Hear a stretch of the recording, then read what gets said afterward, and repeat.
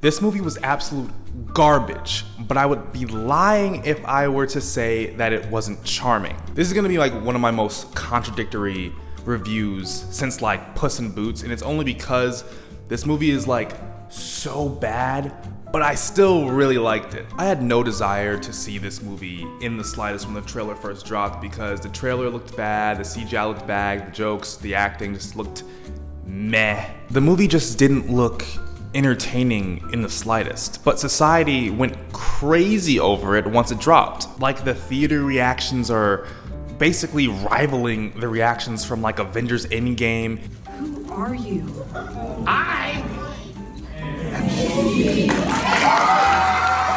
You got McDonald's selling out of the adult figure toys. Even my dad hit me up and said that this movie was fire when he watched it with my siblings. Like, this movie just turned out to be a really big deal, which is probably just because it had a really good marketing campaign. But still, it made me feel like if I didn't go and see this in theaters, I was going to miss out. And honestly, I don't regret seeing it. I think it's a bad movie, but personally, I think it's fun bad. So this movie is about a few random people. It's about one woman who has way too many side hustles, a young girl who looks way too young to have like a job, let alone an actual house and responsibility of taking care of a kid.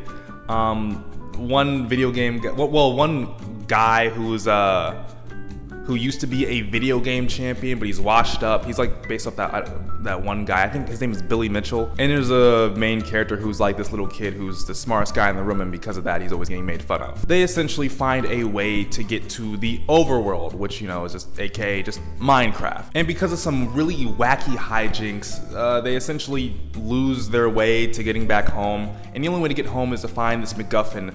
And the only way to find the MacGuffin is to basically work with Steve to find said relic. Now, is this story solid? Barely. In fact, it's kind of boring. There are no real stakes to this story. There's no real drama, there's no real agency for these characters, and they're always constantly making these dumb mistakes to hinder themselves from achieving their goals. But there's no consequences from all of those dumb mistakes. Like, they don't suffer at all, like, from anything. Like, everything is super easy, just barely an inconvenience to deal with. Like, even when they fight, like, zombies and other monsters, they just kind of, like, hit it once, and they kind of just fall down.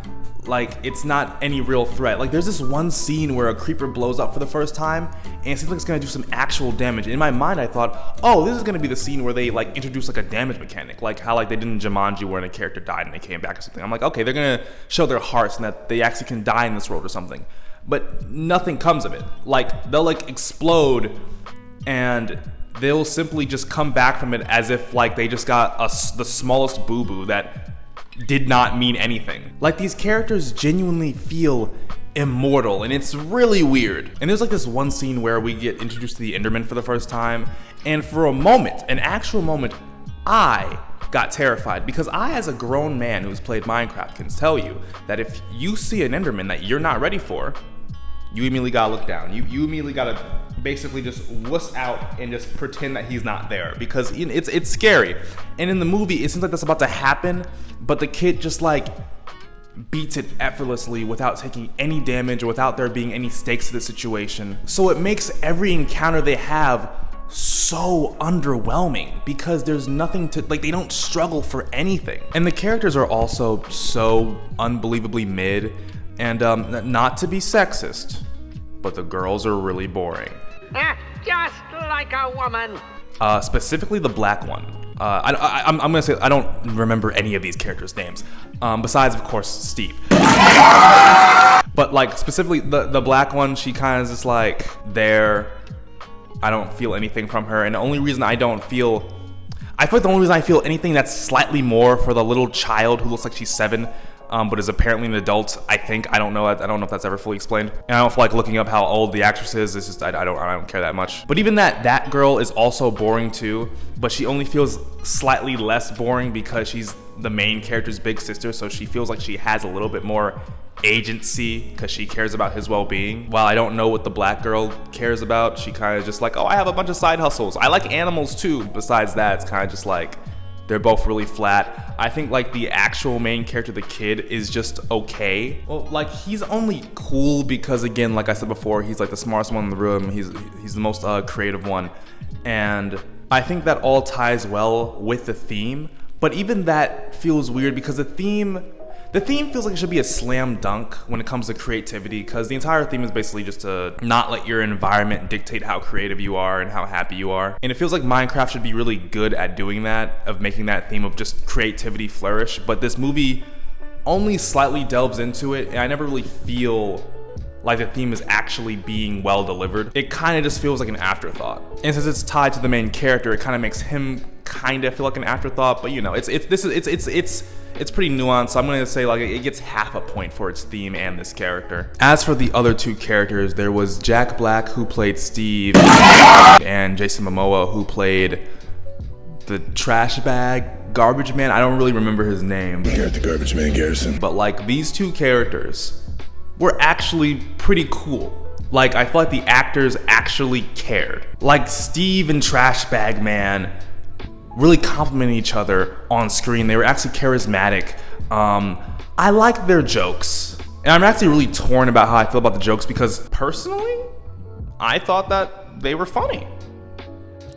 Oh, brother, this guy stinks! Like objectively, I can see why people think this movie isn't funny, because here's the thing about the humor. The humor is very, oh, LOL, so random kind of humor. So it's like, it feels like all the there was like 50 different writers who just made a different statement, like a random sentence that didn't make any sense, and they just threw in the script and to see if it worked in the scene before really seeing how the scene worked out. And it makes the movie just, it has that very just like, it's just random, like just random garbage kind of humor.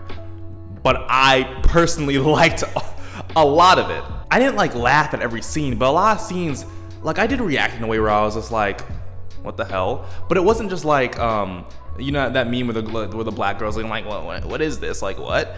I wasn't looking like that the entire time. I had a smile on my face whenever I said it because the jokes were still entertaining. This was still an entertaining movie for the most part. Unfortunately, those jokes and like that entertaining factor couldn't last throughout the entire movie because the movie is still kinda really boring. Like I only really found the beginning kind of interesting, and then the middle dragged a lot, with the only scene I liked being the Elytra scene. And that scene's really good because Jack Black and Jason Momoa are really good at simply just letting themselves be guided by each other's hips. But after that, I really didn't care about anything else in the movie. Like I don't care about the ending. I don't even really know what the main villain was like trying to do. Like I think I do, but I didn't care. Like the main villain's lame too. Like she only has like one scene that genuinely made me laugh. For my final rating, I am going to give this movie a 3.5 out of 10. By definition, objectively speaking, this is a terrible movie, but if you're a Minecraft fan, I don't think you're gonna regret seeing this.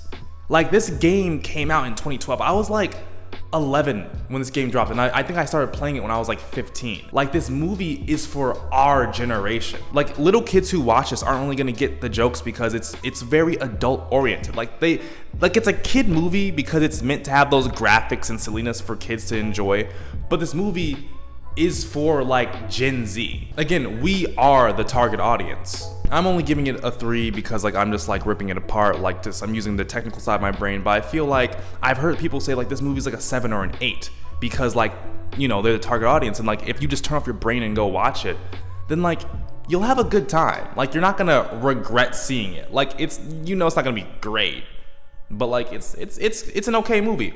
I do personally think though, if you're like a 40-year-old who's never played Minecraft or doesn't like it, and you're just there to bring like your little kids to go see this movie, then this will be one of the worst experiences you will have in your entire life, and that 3 will matter. It's bad. That's essentially all I gotta say about this. So yeah, see ya.